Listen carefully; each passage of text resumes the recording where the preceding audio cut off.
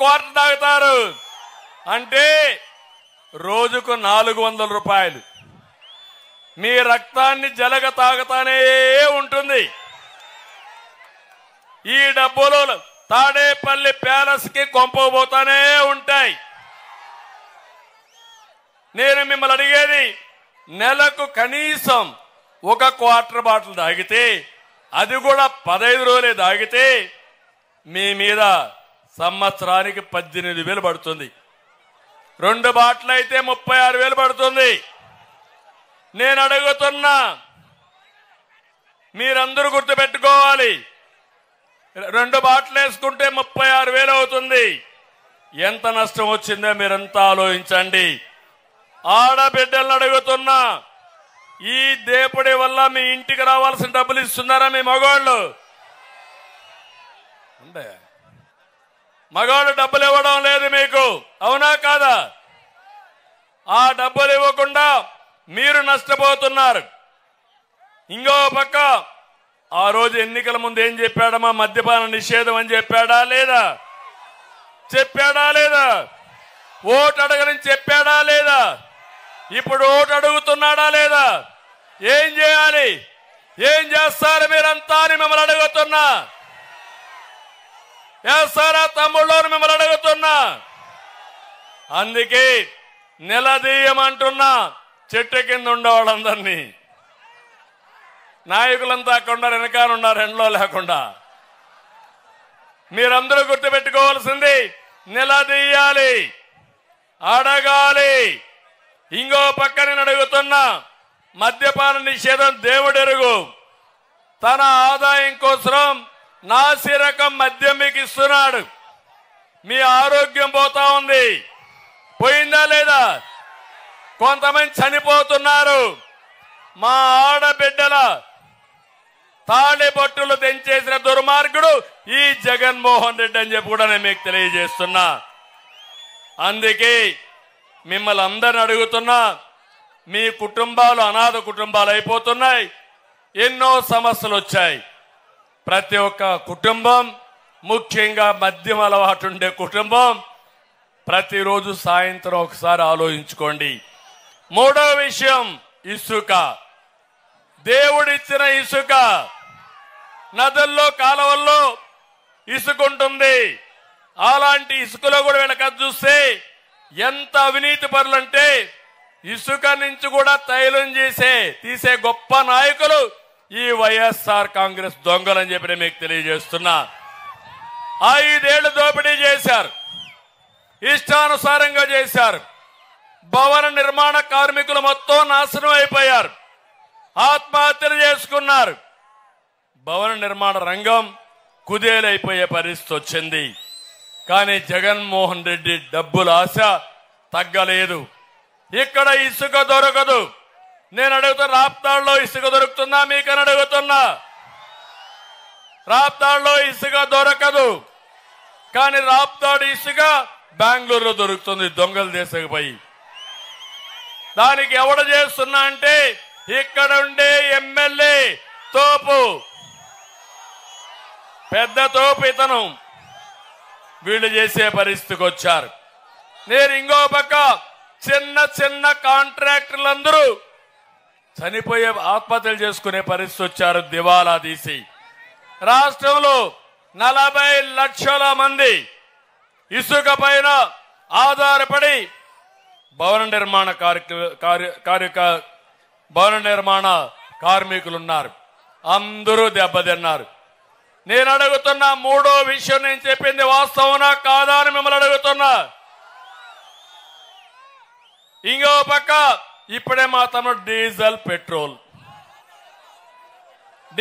Petrol విపరీతంగా పెరిగిపోయింది. బార్డర్లో ఉన్నవాళ్ళు బెంగళూరు వేసుకొని వస్తున్నారు, కర్ణాటక బార్డర్కి వెళ్ళి. ఇంకా తెలివైన తమ్ముళ్ళు నేరుగా వెళ్ళి నాణ్యమైన మద్యం తీసుకొని ఒక క్వార్టర్ వేసుకొని పెట్రోల్ పూర్తిగా ట్యాంక్ నిండా వేసుకొని వస్తే 2 పర్పస్లు అయిపోతున్నాయి. అంటే ఒకటి, పెట్రోల్ ధర తక్కువకుంటే ఆ డబ్బులు పెట్టుకొని ఫుల్గా మీ ట్యాంక్ కూడా ఫుల్ చేసుకొని వచ్చే పరిస్థితికి వచ్చారు. రాష్ట్రానికి వచ్చే ఆదాయం పోయింది, అవునా కాదా?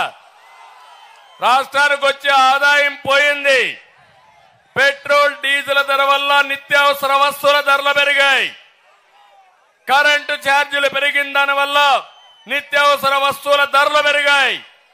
ఒక్క ఉదాహరణ మీరు చూస్తే, 2 వీలర్ వెహికల్, ఒక స్కూటర్ ఎవరన్నా వాడేవాడు 2 లీటర్లు వేసుకుంటే 25-30 రూపాయలు రోజుకు అవుతుంది. 30 రోజులంటే ఎంత అయింది తమ్ముళ్ళు? 30 రోజులకి 900 రూపాయలు అయింది. 12 నెలలకు 12,000 అయింది. కనీసం 12,000 రూపాయలు సంవత్సరానికి ఒక పెట్రోల్లోనే మీ కుటుంబం ఖర్చు పెట్టే పరిస్థితికి వచ్చారు. ఇంకా ఆటోలు కానీ ట్యాక్సీలు కానీ వాళ్ళ యొక్క బాధలు చెప్పాల్సిన పని లేదు. అందుకే ఈ 4వ విషయంలో మీరు శ్రద్ధగా ఉండాల్సిన అవసరం ఉంది. ఇంకా 5వ విషయం, నేను 5 చెప్తున్నా, ఇలాంటి కొన్ని వందలు ఉన్నాయి. 5వ విషయం మీరు చూస్తే, తమ్ముళ్ళు ఉద్యోగాలు వచ్చాయా మీకు? జాబ్ క్యాలెండర్ ఇచ్చాడా మీకు? మెగా డిఎస్సీ పెట్టాడా మీకు? అనంతపురంలో ఒక ఉద్యోగం వచ్చిందా మీ పిల్లలకి? మళ్ళా మీరు వస్తున్నాడు అతను ఇక్కడికి రాయలసీమ తిరుగుతానని. మీకు రోషం రాలా? యువతకి కోపం రాలా? యువతకి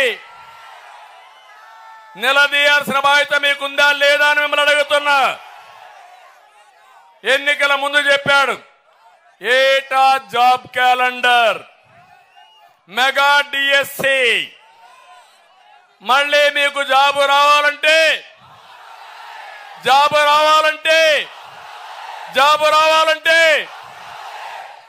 మీరే చూశారు, కియా మోటార్ వచ్చింది. అది మన రేంజ్. జాకి పారిపోవడం వీళ్ళ రేంజ్ అది. అందుకే దేశంలో ఉండే అందరికంటే ఎక్కువ నిరుద్యోగులు మన రాష్ట్రంలో ఉన్నారు. ఒక తల్లి ఒక తండ్రి పిల్లల్ని పెంచి బాగా చదివించి మంచి ఉద్యోగం వస్తే మిమ్మల్ని చూసుకుంటారని ఆశపడతారు. మీరు చదివించిన తర్వాత మీ పిల్లవాళ్ళు మీ కళ్ళ ఎదుటే ఏ పని లేక తిరుగుతా ఉంటే మీరు చేసిన కూలి డబ్బులు ఇచ్చి వాళ్ళని పెంచే పరిస్థితికి వచ్చారు. ఇది బాధ అనిపించలేదా ఈ రాష్ట్రంలో? నేను అడుగుతున్నా. ఆధునిక సమాజంలో నాలెడ్జ్ ఎకానమీలో ప్రపంచం మొత్తం తెలుగు వారిని పంపించిన ఘనత తెలుగుదేశం అయితే, ప్రపంచంలోనే నిరుద్యోగ యువకుల్ని పెంచిన ఘనత ఈ జగన్మోహన్ రెడ్డి అని చెప్పి కూడా నేను మీకు తెలియజేస్తున్నా. ఈ రోజు నేను ఒకటే మీకు చెప్తున్నాను, ఇదే కాదు, ఖాళీగా ఉండే మా యువత వాళ్ళ మనసు విధాలుగా ఆలోచిస్తుంది. ఎందుకంటే ఎప్పుడు కూడా యువత ఆవేశంలో ఉంటారు, ఊహల ఆకాశంలో ఉంటాయి. ఆలోచనకు అవకాశాలు రాకపోతే అక్కడి నుంచి నిరుత్సాహానికి గురి అవుతారు. ఆ నిరుత్సాహమే జే బ్రాండ్కి వచ్చేస్తారు. అక్కడి నుంచి లెక్క మధ్యానికి వస్తారు.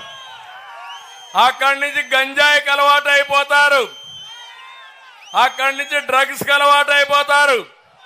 అంటే ఈ రాష్ట్రంలో యువతని చెడుదారిలో పెట్టి జాతిని నిర్వీర్యం చేసిన దుర్మార్గుడు ఈ జగన్మోహన్ రెడ్డి. నేను అడుగుతున్నా మిమ్మల్ని అందరూ, నేను చెప్పిన 5 పాయింట్లు వాస్తవనా కాదా?